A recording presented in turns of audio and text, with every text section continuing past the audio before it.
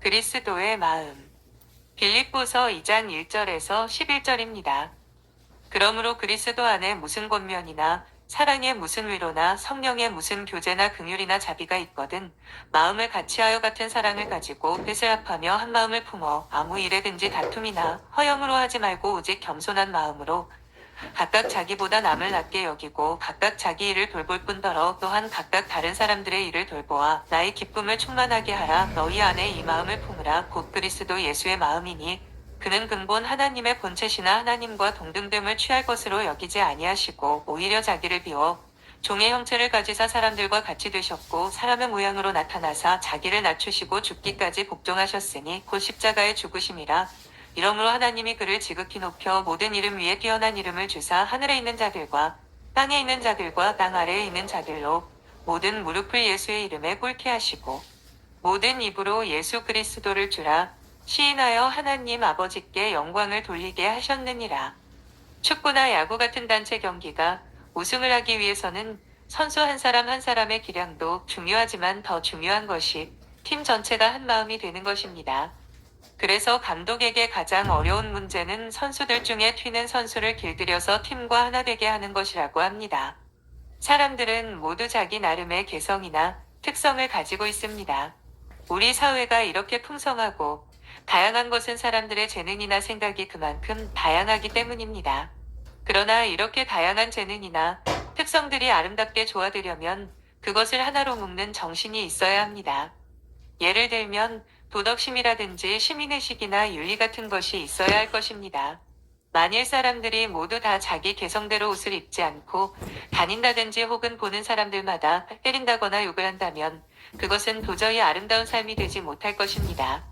오케스트라는 현악기, 관악기, 타악기 등 아주 다양한 음색을 가진 악기들로 구성됩니다. 특히 베토벤 교향곡 9번, 합창 같은 경우에는 사람의 목소리까지 합세를 합니다. 이렇게 다양한 악기와 사람의 목소리가 웅장한 교향곡이 될 수 있는 건 연주자들이 악보와 지휘자의 인도를 따라서 서로 음이 어우러지도록 소리를 내기 때문입니다. 어떤 조직이든 조직이 추구하는 하나의 가치와 사상을 따르도록 교육합니다. 특히나 군대 같은 경우에는 강한 훈련을 시켜서 군인들이 일사불란하게 움직이도록 합니다. 만약 군인들의 마음이 하나가 되지 않으면 막상 전쟁이 터졌을 때 그 군대는 전멸을 하게 될 것입니다. 사도 바울은 교회도 하나가 되어야 한다고 말합니다.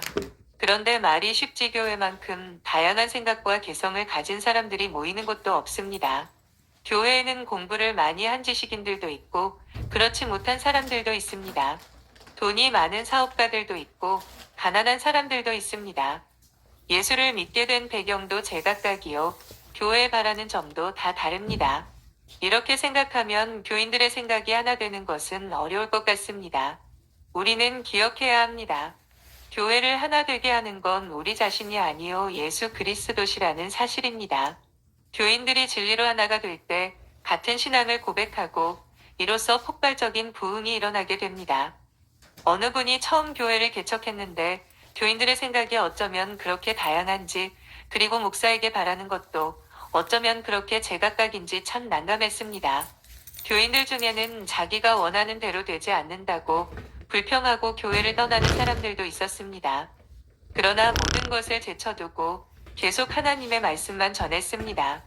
처음에는 성도들의 마음이 모두 황무지의 모래와 같아서 아무리 말씀을 부어도 밑으로 다 세어버리고 남는 것이 없었습니다. 그러나 꾸준히 몇 년간 하나님의 말씀을 전하니까 어느 순간 전교인들이 마음이 하나가 되었습니다. 온 교인이 하나님의 말씀을 사모하는 마음으로 하나가 되었을 때 교회의 폭발적인 부흥의 역사가 나타나게 되었습니다. 우리는 각자가 예수를 잘 믿으면 그만이지 굳이 교회라는 틀 속에서 하나 될 필요가 있느냐고 생각하기 쉽습니다. 사실 우리 한 사람 한 사람이 예수 믿고 구원받는 것보다 더 중요한 것은 없습니다. 이것은 틀림없는 사실입니다. 그러나 하나님께서는 우리 믿는 자들에게 상상할 수 없는 복을 주셨습니다.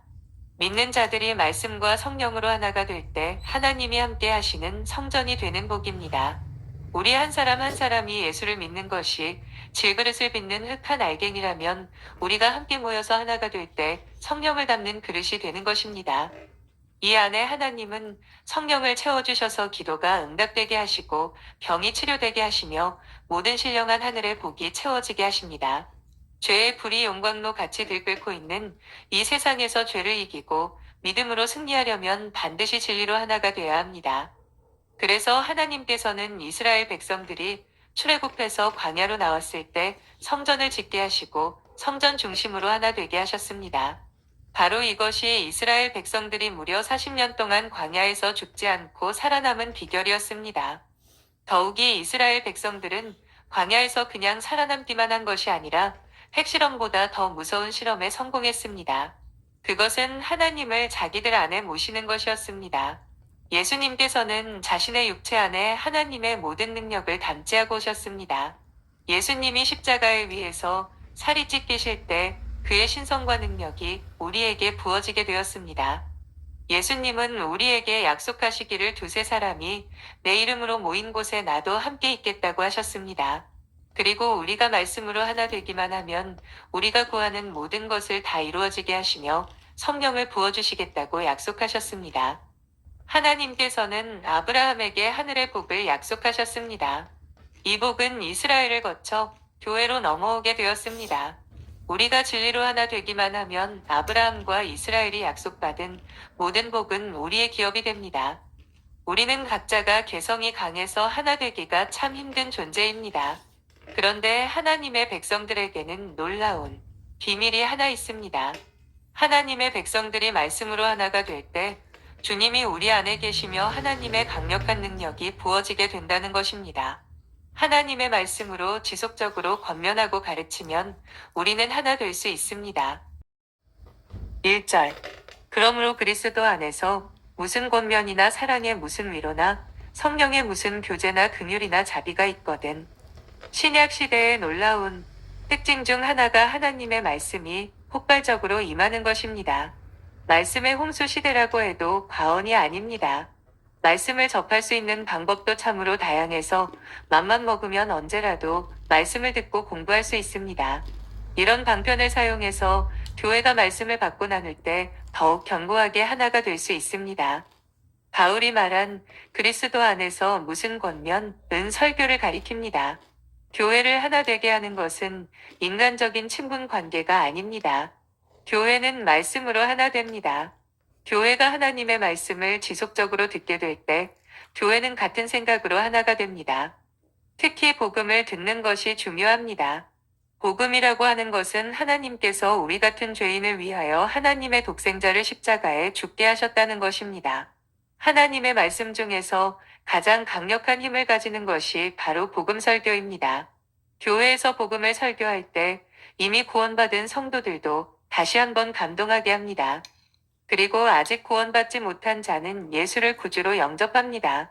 그 복음 앞에서 믿는 자들은 하나가 될 수밖에 없습니다. 이 복음으로 말미암아 교회는 계속 열정을 유지하며 새 생명을 얻는 영혼들도 계속해서 생기게 됩니다. 하지만 교회에서 분명한 복음과 진리가 선포되지 않으면 교회는 느슨해집니다. 말씀이 없는 상태에서 교회를 하나로 만들려고 할 때는 어쩔 수 없이 인간적인 권위를 사용하게 되는데 그때 교인들은 권위에 억눌려서 상처를 많이 받게 됩니다. 또는 교회를 더 결속시키기 위해서 인간적인 친분 관계나 사업을 벌이기도 하는데 이는 인본주의가 교회에 들어오는 길을 내는 것입니다. 사탄은 교회 안에 말씀의 능력이 미약해진 틈을 타서 교회를 무너뜨리려고 합니다. 교회는 언제나 하나님의 말씀으로 하나가 되어야 합니다. 교회에 하나님의 말씀이 지속적으로 증거되면 모두 하나님의 생각으로 충만해지게 되어 있습니다. 사탄은 말씀으로 하나 된 교회를 시기하고 이간질하려고 갖은 애를 다 쓰지만 소용이 없습니다. 이미 목회자나 교인들이 견고한 진리의 끈으로 묶여서 하나가 되어 있기 때문입니다. 교회가 말씀으로 든든히 서서 하나 될 때 부흥은 타오르기 시작합니다. 바울은 말씀과 함께 사랑의 위로를 언급합니다. 강단에서 선포되는 말씀과 함께 지체들 사이에서도 서로 진리의 권면과 위로가 오갈 수 있습니다. 특히 이런 개인적인 위로나 권면들은 구체적이고 인격적이기 때문에 연약한 지체들에게 도움이 됩니다. 성도에게는 언제나 하나님의 위로가 필요합니다. 하나님 나라 백성으로서 이 세상에 발딛고 살아갈 때 사탄의 공격을 피할 수 없기 때문입니다. 우리는 예수를 믿으면서 과거의 혈기와 나쁜 본성들을 다 버렸고 시류를 따라 흘러가지 않기로 결정했습니다. 세상의 법칙을 따라 살지 않으니까 세상 권세의 괴롭힘과 위협을 당하면서 여기저기 찢기고 상한 상처들이 생기게 되었습니다. 이 상처를 가지고 교회에 나올 때 성도들이 함께 모여서 하나님의 말씀으로 위로하고 권면하면 우리는 하나님이 주시는 위로와 치료를 경험하게 됩니다. 이때 개인적으로 진리를 잘 깨닫지 못하거나 아직 진리에 대하여 확고하지 않던 사람들이 조금씩 진리의 뿌리를 내리기 시작합니다. 마치 어린 아이들이 자랄 때 부모의 개인적인 관심이나 돌봄이 아이들의 인격에 큰 도움이 되는 것과 같습니다. 교회 안에는 이런 개인적인 관심이나 돌봄이 필요한데 이것도 모두 하나님의 말씀으로 해야 하는 것입니다. 교회 안에는 특히 약한 자들이 있습니다. 약한 자들이라고 하는 것은 경제적으로 어렵거나 혹은 여러 가지 이유로 실수하거나 잘못을 저지른 사람들을 말합니다. 교회가 세상과 다른 점은 이런 약한 자들을 품고 사랑하는 것입니다. 본문에서 성령의 교제라고 하는 것은 성령께서 주신 여러 가지 은사들을 서로 나누는 것을 말합니다. 예를 들어서 배가 바다를 항해하려고 하면 여러 가지 기술을 가진 사람들이 필요할 것입니다. 갑판에서 일하는 사람도 필요하고 기관실, 조타실, 식당 등에서 일하는 사람도 있어야 합니다. 마찬가지로 우리 믿는 자들은 단순히 이 세상의 정박한 자가 아닙니다. 우리는 험한 죄의 바다를 항해야 합니다. 그래서 교회 안에는 많은 은사들이 필요합니다. 우리는 그것을 믿음으로 지혜 있게 잘 나누어서 도움을 받아야 합니다. 특히 교회 안에는 물질적으로 어려운 자들을 위해서 서로 돕는 것이 필요합니다. 예수님께서는 들판에서 5,000명의 무리들이 굶주렸을 때 하늘에서 떡이 내려오게 하신 것이 아니라 한 소년이 바친 물고기 2마리와 보리떡 5개로 기적을 행하셨습니다. 우리 한 사람 한 사람이 자기 가진 것을 하나님의 것으로 알고 기쁨으로 내얹을 때 하나님께서 그 위에 물 붓듯이 복을 부어주십니다. 누구나 자기 소유를 내놓는 것을 아까워합니다. 자기의 시간, 돈, 물건 모든 것이 아깝습니다. 하지만 하나님의 사랑에 미치면 전혀 아깝지 않게 됩니다. 우리가 내 것을 내얹을 때 어려운 사람들이 도움을 받게 되고 그것이 수백, 수천 배의 열매를 맺게 됩니다. 그래서 중요한 것은 긍휼과 자비의 마음으로 하는 것입니다. 우리는 교회에서 누군가를 도울 때 나의 부를 과시하거나 어떤 사업을 하듯이 해서는 안 됩니다. 성령이 주시는 감동에 따라서 선한 청지기의 심정으로 교회를 섬겨야 하는 것입니다. 우리는 교회가 하나가 된다고 할 때 거대한 조직으로서 하나 되는 것을 생각하기 쉽습니다. 하지만 우리는 교회가 이 세상의 거대 조직처럼 이해관계와 정치적 알력을 바탕으로 하나가 되었을 때 어떤 일이 일어나는지 교회의 역사를 통해 알고 있습니다. 하나님에게 도전할 정도로 강력한 권력을 생산하고 섬기기보다는 지배하는 조직으로 변질됩니다. 아무리 교회라는 이름으로 모였다지만 아직까지는 모두 죄성을 가진 인간들이 하는 일이기 때문입니다. 그래서 사도 바울은 우리가 제도적으로 하나 될 것이 아니라 마음으로 하나가 되라고 권면합니다. 인간의 몸은 다양한 지체와 기관으로 되어 있습니다. 그런데 우리 몸을 하나 되게 하는 것은 몸 전체를 돌고 있는 혈관이고 피입니다. 우리 몸에는 구석구석까지 혈관과 신경조직이 연결되어 있어 몸 구석구석까지 생명의 신호를 전달합니다. 교회에서 혈관과 신경의 역할을 하는 분이 바로 성령님이십니다. 모든 교회는 예수 그리스도의 진리를 믿는 믿음 위에 서 있습니다. 우리가 예수를 주로 믿을 때 우리는 모두 한 성령 안에서 하나가 됩니다. 기독교인들은 다양한 국적과 민족과 언어를 쓰면서도 만나면 서로 뭔가 소통이 되는 것을 느낍니다. 우리 안에 같은 성령님이 계시기 때문입니다. 우리 안에 같은 진리의 영이 계시고 같은 겸손의 영이 계시기 때문에 우리가 하나 된 것을 알 수 있습니다. 그러나 서로 믿는 진리가 다르면 우리는 결코 하나 될 수 없습니다. 최근 우리나라에서는 천주교와 불교가 많이 가까워지고 있습니다. 그러나 천주교와 불교는 믿는 기초가 다릅니다. 믿는 것이 다르면 그 영도 다른 법입니다. 그리고 신앙 고백이 다르면 영적으로 소통할 수 없습니다. 그럼에도 뭔가 통하는 것처럼 행동하는 것은 위선입니다. 복음주의는 성경을 하나님의 말씀으로 믿고 예수님을 하나님의 아들로 믿습니다. 복음주의자들 안에는 같은 영이 있습니다. 물론 기독교 안에서도 교파마다 주장하는 것이 조금씩 다르지만 한 성령 안에서 우리는 형제 자매입니다. 그래서 한 하나님을 함께 예배할 수 있습니다. 그러나 믿는 것이 다른 자들은 명이 다르고 함께 예배드릴 수도 없습니다. 2절 마음을 같이하여 같은 사랑을 가지고 뜻을 합하며 한 마음을 품어. 사도 바울은 빌립보 교회를 향하여 마음을 같이하라고 권면합니다. 그리고 덧붙여서 같은 사랑을 가지고 뜻을 합하여 한 마음을 품으라고 말합니다. 이것은 아주 강조하는 표현입니다. 예수를 믿은 후에도 우리는 여전히 교만해서 쉽게 다른 사람들에게 내 자신을 굽히거나 맞추려고 하지 않습니다. 특히나 개인적인 신앙에만 치중한 사람들은 예수님만 믿으면 그만이라고 생각하기 때문에 다른 사람에게 내 자신을 복종시킬 필요를 느끼지 못할 때가 많습니다. 하지만 우리가 진정 예수 그리스도를 사랑한다면 서로 사랑하지 않을 수가 없을 것입니다. 아무리 뜨겁게 연애를 해도 결혼 전에는 각자의 삶을 삽니다. 하지만 결혼과 동시에 각자의 생활 패턴을 포기하고 서로 맞춰가면서 하나가 되어야 합니다. 때론 손해보는 것 같고 상대를 이해할 수 없을 때도 있지만 서로 하나가 되어 가면서 위대한 사랑의 힘이 나타나게 됩니다. 그래서 마음을 같이 하라는 말씀은 중요한 진리는 절대 양보하지 말고 사소한 부분은 믿음으로 맡기라는 뜻입니다. 우리가 다른 사람과 모든 부분에서 일치할 것을 요구받는다면 결코 하나 될 수 없을 것입니다. 하지만 그리스도를 믿는 믿음과 그분의 사랑으로 일치할 수 있습니다. 엄마의 사랑을 생각해 보십시오. 엄마는 아이보다 훨씬 위대하지만 사랑으로 아이에게 모든 것을 맞춥니다. 그러니까 아이는 안심할 수 있는 것입니다. 예수님은 우리 한 사람 한 사람을 존중하셔서 우리에게 당신의 뜻을 억지로 강요하지 않으시고 우리가 깨닫기까지 인내하십니다.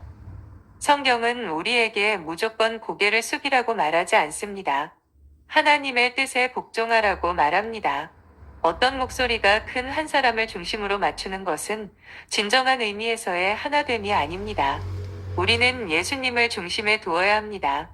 예수님을 중심에 둔다는 건 결국 말씀 중심으로 하나가 되는 것을 뜻합니다. 제자들은 예수님이 살아계셨을 때에도 서로 높아지려고 많이 다투었습니다. 어느 날은 제자들이 너무 싸우니까 예수님께서 어린아이 하나를 가운데 세우시고 이 어린아이 같이 되지 않으면 천국에 들어가지 못한다고 말씀하기도 하셨습니다. 제자들 중에 요한이나 야고보는 성격이 급해서 별명이 우레의 아들이었습니다. 베드로도 성격이 급했고 말 실수가 많았습니다. 예수님의 제자들 중에는 운동가도 있었습니다. 그러나 그들은 다 하나가 되었습니다. 예수님의 사랑이 그들을 하나 되게 했기 때문입니다. 더 기쁜 소식은 하나님의 말씀이 인간을 변화시킨다는 사실입니다. 우리가 다른 사람을 억지로 바꿔보려고 애쓸 필요가 없습니다. 누구나 하나님의 말씀을 붙들고 순종하면 성령님께서 그를 가장 아름다운 모습으로 만들어주십니다. 그래서 우리는 다른 성도를 내 마음에 맞게 만들 필요가 없습니다. 오직 그를 말씀과 성령에 맡기면 되는 것입니다. 가장 가까이에 있는 자녀들조차도 부모의 의도대로 할 수 없습니다. 아이들을 내 뜻대로 만들려고 애쓰기보다는 하나님께서 그 아이들을 빚어가시고 키우실 것을 믿고 맡기십시오. 정말 변해야 할 존재는 나입니다. 다른 사람은 진리의 성령께 부탁하십시오. 우리가 무슨 공통점이 있어서 교회에 모였습니까? 우리는 전혀 닮은 꼴이 아닙니다. 예수님이 아니었다면 서로 알 수도 없고 알 필요도 없는 사람들입니다. 그런데 우리는 예수님 때문에 하나가 되었습니다. 그 이유 하나만으로도 우리는 다른 모든 차이를 극복할 수 있습니다. 침몰하는 배 안에 갇혔다가 온갖 고생을 다한 후에 함께 구조된 두 사람이 있다고 합시다. 한 사람은 백인이고 다른 한 사람은 흑인입니다. 사실 그들은 서로 공통점이 전혀 없습니다. 하지만 죽음의 고비를 함께 넘겼기에 미묘한 동지의식이 생겼을 것입니다. 우리도 죽음의 고비를 함께 넘었습니다. 영원한 멸망에서 건짐을 받았습니다. 이 사실만으로도 우리는 얼마든지 하나가 될 수 있습니다. 다른 차이들은 아주 사소한 것에 불과합니다. 진정한 사랑은 상대를 있는 그대로 인정해줍니다. 그가 있는 모습 그대로 아름다울 수 있도록 도와주는 것이 사랑입니다. 내가 좀 손해를 볼 수 있습니다.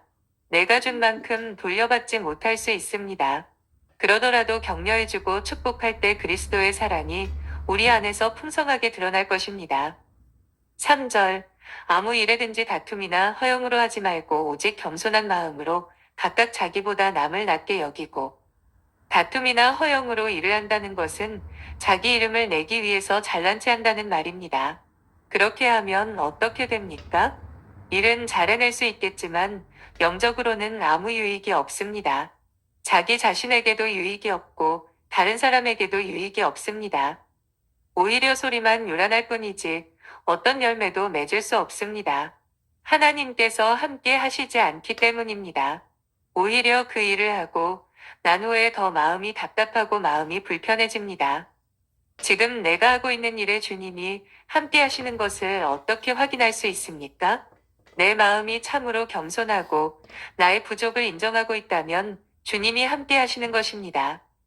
마찬가지로 우리의 모임에 주님이 함께 하신다면 우리는 서로 겸손하고 나보다 남을 낮게 여길 것입니다.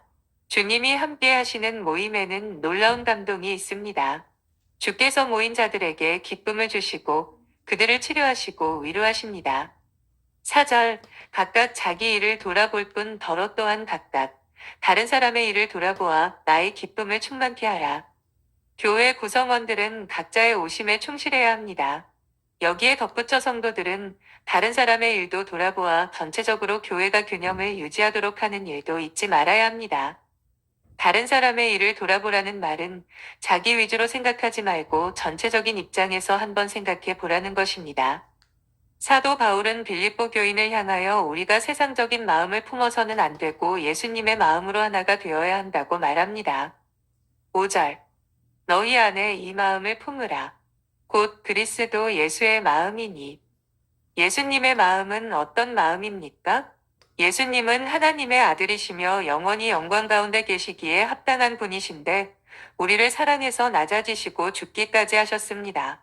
예수님의 생애를 보면 정말 바보 같다는 생각을 하게 될 것입니다. 예수님은 얼마든지 높아지고 유명해지실 수 있었는데 그렇게 하지 않으셨습니다. 예수님은 정말 바보처럼 사시고 바보처럼 죽으셨습니다. 예수님은 자기의 모든 권리와 지위를 포기하셨습니다. 우리를 사랑하신다는 이유 하나로 말입니다. 6절. 그는 근본 하나님의 본체시나 하나님과 동등됨을 취할 것으로 여기지 아니하시고. 예수님은 근본이 하나님이셨습니다. 여기에 보면 하나님의 본체라는 말이 나옵니다. 예수님의 본질이 하나님이라는 말입니다. 이 세상에 있는 모든 것은 다 하나님의 손에 의해서 만들어진 피조물입니다. 우주도 하나님의 피조물이요. 위대한 영웅들도 피조물이요. 심지어는 천사들도 피조물입니다. 그러나 오직 하나님의 아들만 피조물이 아니셨습니다. 이 세상에 있는 모든 것들, 그리고 천상에 있는 모든 것들이 전부 하나님의 피조물이지만 예수님만은 피조물이 아니라 하나님 자신이셨습니다. 예수님은 결코 하나님에 의해서 창조되지 않으셨습니다. 예수님은 모든 면에서 하나님과 똑같은 분이셨습니다. 여기서 본체라는 말은 헬라어로 몰페라고 하는데 7절에 나오는 종의 형체와 같은 단어입니다. 그래서 잘못 생각하면 예수님이 하나님의 본질을 버리고 사람의 본질을 취했다고 번역하기 쉽습니다. 그러나 예수님은 아무리 인간이 되셨어도 하나님의 본질을 버리신 것은 아닙니다. 예수님은 하나님이시면서 진정한 인간이 되신 것입니다. 여기서 몰페는 영어의 패션에 해당됩니다. 그런데 이 패션은 우리가 생각하는 패션과는 완전히 반대되는 개념입니다. 우리가 보통 패션쇼를 하는 것을 보면 모델이 계속 다른 옷으로 갈아입고 나옵니다. 이것은 진정한 패션이 아닙니다. 진정한 패션은 어떤 사람이 자기의 신분에 맞는 복식을 갖춘 것을 말합니다. 여기서 성경은 예수 그리스도에 대하여 그는 근본 하나님의 패션을 하고 있었다고 소개하고 있습니다. 이것은 그의 자격과 신분을 의미합니다. 어쩌다가 하나님 역을 맡은 것이 아니라 그는 진정으로 하나님이셨고 하나님의 신분에 맞는 존재 양식으로 계셨습니다. 그런데 예수님은 하나님과 동등됨을 취할 것으로 여기지 아니하셨습니다. 여기서 중요한 단어가 취한다 라는 단어입니다. 이것은 쉽게 번역하면 탈취한다 혹은 움켜쥔다 는 말입니다. 여러 학자들이 이 단어의 의미에서 대해 고민했습니다. 그리스도가 하나님의 아들이시라면 하나님과 동등됨을 탈취하거나 움켜쥘 필요가 어디 있느냐 하는 것입니다. 그리스도는 그 영광된 지위를 빼앗길 이유가 전혀 없었습니다. 사탄처럼 무슨 죄를 지었거나 잘못을 해서 영광을 탈취당한 것이 아닙니다. 군대를 예로 설명한다면 군대에서는 어떤 잘못을 하면 계급장을 다 떼고 이병 제대를 시킵니다. 그리스도가 그 영광의 신분과 지위를 버리신 것은 무엇인가 잘못이 있었기 때문이 아닙니다. 오히려 그는 당연히 그 지위와 신분을 영원히 누릴 수 있었습니다. 그는 얼마든지 고집스럽게 자신의 신분을 고수하실 수 있었습니다. 그런데 예수님이 그 영광의 신분과 지위를 버리셨습니다. 하나님 아버지께 대한 사랑 때문에, 우리를 향한 사랑 때문에 그렇게 하셨습니다. 예수님은 단지 아버지의 뜻을 기계적으로 이루어드리기 위해 이 땅에 내려오신 것이 아닙니다. 만일 그리스도께서 우리를 사랑하시지 않았다면 그분의 본체적인 지위와 신분을 버리지 않으셨을 것입니다. 그리스도는 얼마든지 이 길을 피할 수 있었습니다. 그러나 예수님은 아버지의 뜻을 이루어드리기 위하여 그 높은 하나님의 아들이란 지위와 특권을 버리셨습니다. 예수님은 얼마든지 영원히 영광스러울 수 있었습니다. 그러나 예수님은 인생들이 살고 있는 밑바닥으로 굴러 떨어지셨습니다. 무슨 잘못을 저지른 것도 아니고 실수를 한 것도 아닙니다. 오직 예수님은 우리를 사랑하셨고 하나님의 뜻을 이루어드리고자 하셨습니다. 우리가 생각하기에 정말 바보 같은 짓을 한 것입니다. 7절.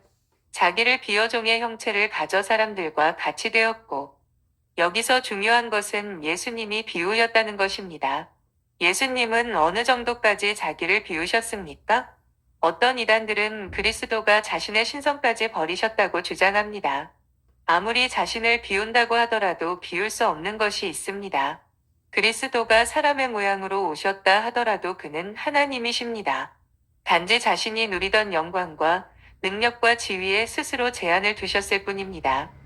본문에서 종의 형체라 함은 예수님이 진정으로 인간이 되신 것을 의미합니다.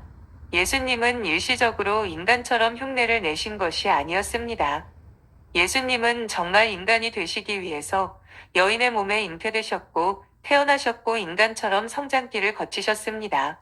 시공에 매이실 수 없는 분께서 인간이 되셔서 인간과 똑같은 제약을 받으셨습니다. 먹고 배설하고 쉬어야 살 수 있는 인간의 생체 리듬을 모두 경험하셨습니다. 인간의 욕망과 정욕을 고스란히 느끼셨고 모든 통증과 아픔을 겪으셨습니다. 태어난 지 하루 만에 어른이 되거나 혹은 이틀 만에 헬라어나 히브리어를 유창하게 하신 것이 아닙니다. 예수님은 지혜에 있어서도 성장 과정을 거치셔야 했습니다. 진정으로 사람이 되신 것입니다. 8절. 사람의 모양으로 나타나셨음에 자기를 낮추시고 죽기까지 복종하셨으니 곧 십자가에 죽으심이라. 여기서 중요한 것은 그가 자기를 낮추셨다는 것입니다. 원어의 의미에 충실하게 해석하면 겸손하게 하셨다는 뜻입니다. 예수님은 겸손하게 순종하여 죽기까지 복종하셨습니다. 그리스도께서 죽으신 이유가 무엇입니까? 인간이 자기를 창조하신 하나님을 무시하고 자기 마음대로 산 죄의 값이 죽음이기 때문입니다. 합당한 자격을 가진 자가 죽음을 당하지 않으면 하나님의 손상된 의는 회복되지 않습니다. 인간들은 모두 죽을 죄에 빠져 있습니다. 아무도 하나님을 모릅니다. 어렴풋이 신의 존재를 감지하지만 그 짧은 지식도 온통 오류투성이입니다. 그리스도께서는 죽음을 자처하셨습니다. 스스로 죽음을 택하셨습니다. 그것도 그냥 곱게 죽는 것이 아니라 가장 저주스러운 죽음을 택하셨습니다. 예수님은 죽으실 수가 없는 분이셨습니다. 하나님께서 어떻게 죽으실 수가 있습니까? 영원한 생명의 근원이신 그분이 어떻게 죽으실 수 있습니까? 예수님은 아무 잘못한 것도 없이 모든 죄의 누명을 다 뒤집어 쓰시고 죽임을 당하셨습니다. 그 죽음은 너무나도 굴욕스러웠습니다. 너무나도 비참하고 고통스러웠습니다. 그러나 예수님의 그 죽으심이 우리를 죄에서 자유하게 하셨기에 우리는 하나님의 자녀가 되었습니다.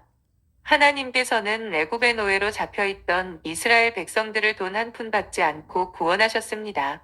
그러고 나서 요구하신 것이 서로를 형제자매처럼 생각하라고 하셨습니다. 서로 피부치나 다름없으니 살인하지 말고 간음하지 말고 도적질하지 말고 거짓말하지 말고 남의 것을 탐내지 말라고 말씀하셨습니다. 이 모든 계명을 지키면 영원히 가나안의 복을 누릴 것이라고 하셨습니다. 우리도 마찬가지입니다. 하나님은 우리를 구원하시면서 어떤 것도 요구하지 않으셨습니다. 단 한 가지 계명을 주셨을 뿐입니다. 서로 사랑하라. 이 계명을 지켜 행하면 우리는 영원한 하나님, 나라의 복을 누릴 수 있습니다. 그러기 위해서는 한 가지 관문이 남아 있습니다. 바로 자기를 죽이는 것입니다. 그래야 사랑할 수 있기 때문입니다. 자기를 죽이는 이 시험을 잘 통과하십시오. 그리고 그리스도께서 당신을 내어주심으로 우리에게 보여주신 사랑을 서로 나누십시오. 그렇게 우리가 서로 사랑할 때 그리스도의 능력과 복이 우리와 함께할 것입니다. 아멘.